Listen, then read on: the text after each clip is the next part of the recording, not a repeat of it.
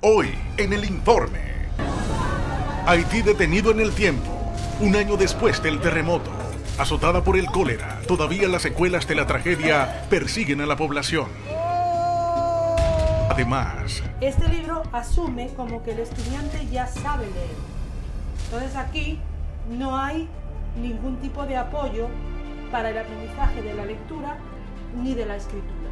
Estamos ante uno de los peores atropellos que se ha hecho en la educación dominicana. Couti, La Ramona y Semana. Todos nombres de provincias dominicanas según el mapa de los textos integrados. Esos son errores tipográficos que se encuentran en cualquier material. Es una destrucción del sistema educativo dominicano. ¿Por qué se implementaron estos textos sin la aprobación del Consejo Nacional de Educación? No necesitaba ser aprobado por el Consejo. Además, el informe obtiene una muestra realizada por la UASD que da los primeros resultados del uso de los textos en las escuelas. ¿Qué dice la fiesta? Hoy es... no sé. Si el niño no pone las cosas en su orden, uno caracteriza eso como orden confuso.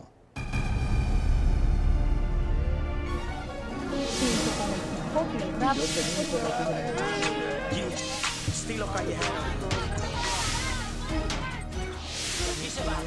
¡No hay guerra!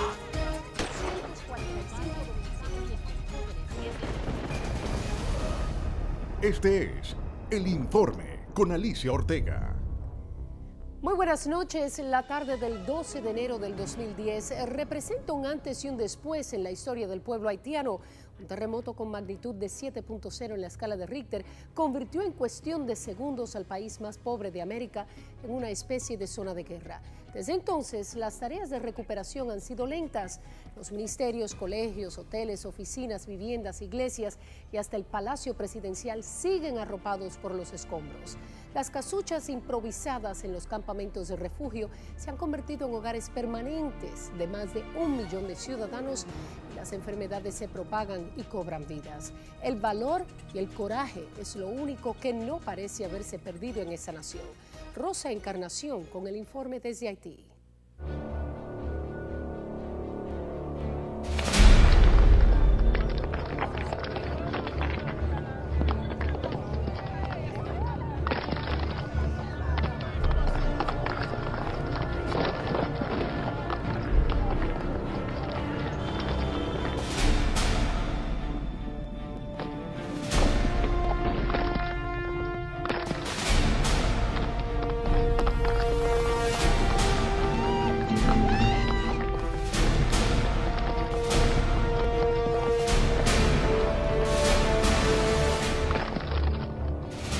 La desesperación era visible en cada rostro. El dolor tomó el control. Cualquier esquina se había convertido en una especie de morgue. Los muertos tirados, los vivos deambulando, las instituciones desmoronadas. Unos con otros se asistían mientras llegaba la ayuda internacional. La furia no tuvo distinción. Ricos y pobres fueron embestidos. El terremoto afectó unas 14 localidades, incluyendo la capital, Puerto Príncipe. Algunos, atrapados por los escombros, pedían auxilio. En ocasiones los resultados fueron positivos, en otros desalentadores. Los daños difíciles de cuantificar. La cifra de fallecidos alcanzó los 250.000. Los cadáveres eran incinerados en las calles, algunos llevados a fosas comunes. En tanto, los sobrevivientes se instalaron en refugios improvisados. Un año más tarde continúan en estos lugares. A nosotros no nos gustaría estar en esta situación. Es que ocurrió el terremoto y no tenemos que hacer nada más. Es que lo que podemos hacer es vivir aquí en este campamento a pesar de todo. Leslie Dudut perdió su casa con el temblor. Después de quedar en la calle, dice no tuvo más opción que establecerse en una carpa junto a sus 7 hijos. Vive gracias a los prójimos, que no tiene nada, que antes solía hacer comercio, vender cosas, pero que no lo puede hacer ahora. Y dice que le duele mucho ver que no puede enviar a sus hijos a la escuela. Hay muchas promesas. Hay unos que dicen que nos van a permitir de salir de aquí, hay unos que dicen que nos van a construir casas, pero siempre lo dicen y vamos a ver, esperamos. 12 meses esperando, pocas esperanzas quedan. Para algunos, las posibilidades de un hogar seguro solo forma parte de los recuerdos. Antes tenía una casa y no había ninguna diferencia entre el sol y la lluvia. Solía dormir bien, pero ahora que está viviendo en una carpa, cuando llueve es un gran problema. Cuando duerme se despierta a causa del agua. Ninguna persona debería vivir en una situación como esa. No va a decir que es una mala suerte porque tiene respeto por su persona, por los haitianos, por los ciudadanos. Pues el problema es el Estado. Ni siquiera pensaba que podría pasar 3 meses bajo las carpas, porque tenía fe en las ONG, en el Estado. Pensaba que iba a pasar menos de 3 meses. Las necesidades están latentes, la miseria los arropa, la desconfianza también. La ayuda internacional aquí es como un fracaso, porque no está bien orientado. Hay demasiado ONG, pero las cosas no se hacen de verdad. El dinero se gasta en otra cosa, pero no en lo que debería gastarse. La gran cantidad de dinero que fue prometido en Nueva York, 10 billones de dólares, de los cuales más de 5 billones por entregar en los primeros 18 meses. ¿Con qué objetivo? Construir un país mejor. Stefano Zanini, encargado de comunicación de Médicos Sin Fronteras en Haití, dice no entiende el retraso de la reconstrucción. Alega que tras la tragedia las donaciones llegaban de todos lados. Se creó una comisión interina para manejar ese dinero y para aprobar y direccionar los proyectos para una reconstrucción mejor. ¿Cuál es el resultado? Esa comisión se reunió 3 veces en 12 meses. ¿Cuántos proyectos fueron aprobados? Muy pocos. No deberían vivir por aquí, que aquí los niños están cazando el suelo, es que hay muchos microbios y que no saben dónde está el dinero que ha recibido el Estado. En un total descuido los campos para refugiados. Un fuerte hedor suele dar la bienvenida en muchos de estos. Los desechos y las aguas negras no faltan en estos lugares.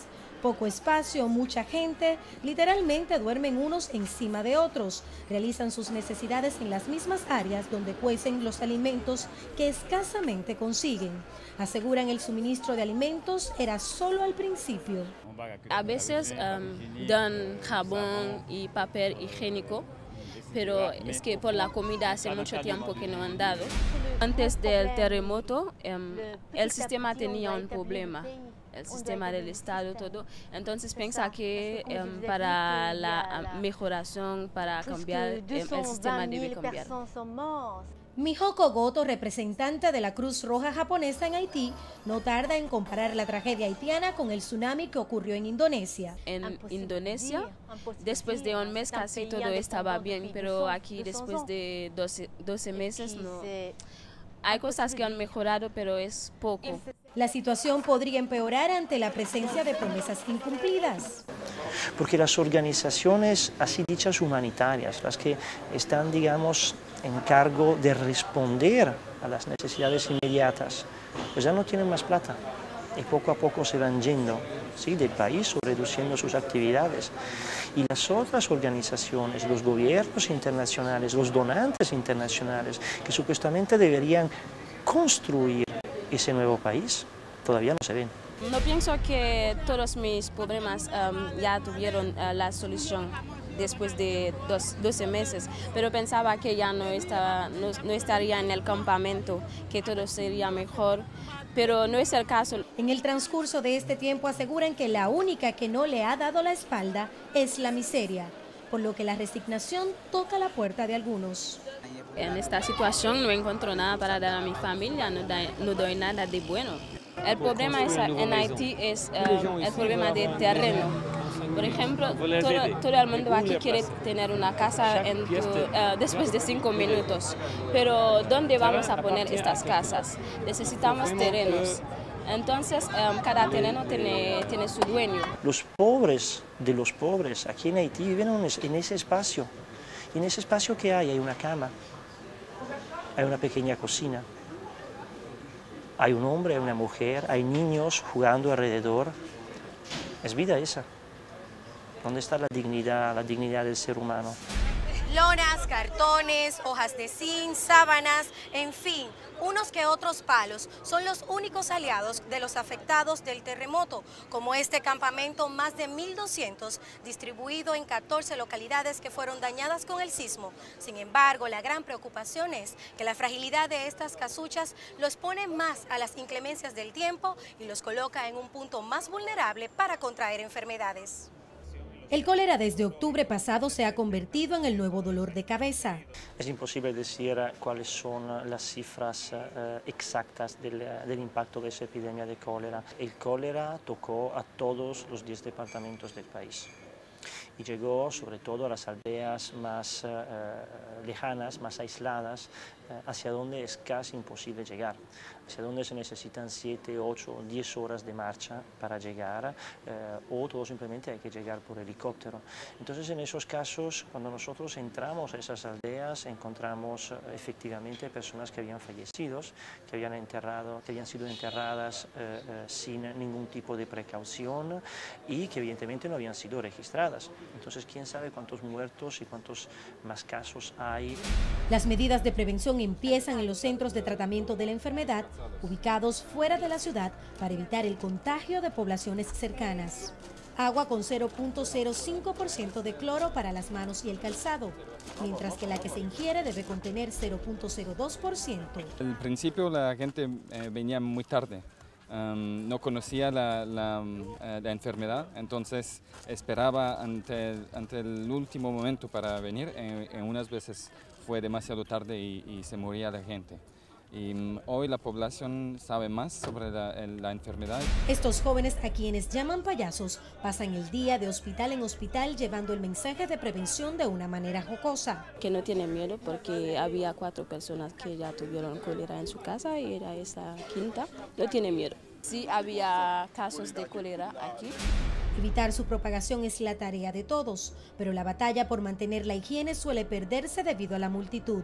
Por ejemplo, en este campo de refugio los baños son insuficientes. Dice que hay solo 4 baños por las 1.500 familias que hay. Dice que es como una vergüenza porque se fue a una formación por Médicos Sin Fronteras y habían dicho que un baño sería normalmente por lo máximo 20 personas.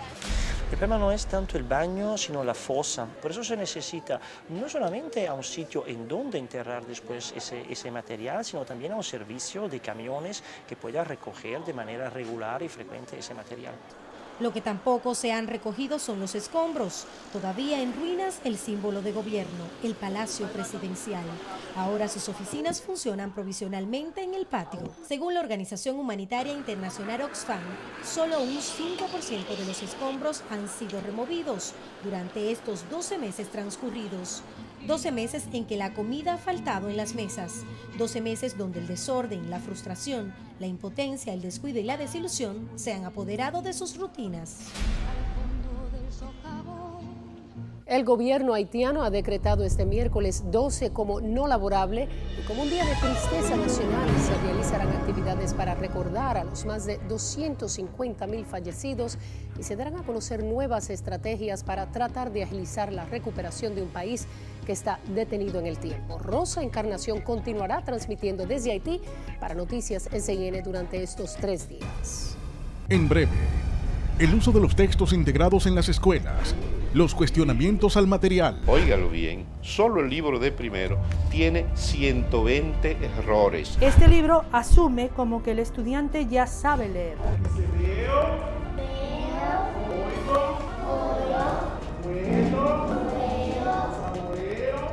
La maestra lee y los niños repiten y el resultado es ese. Nada. Resultados del uso de los textos integrados a 4 meses del inicio del año escolar.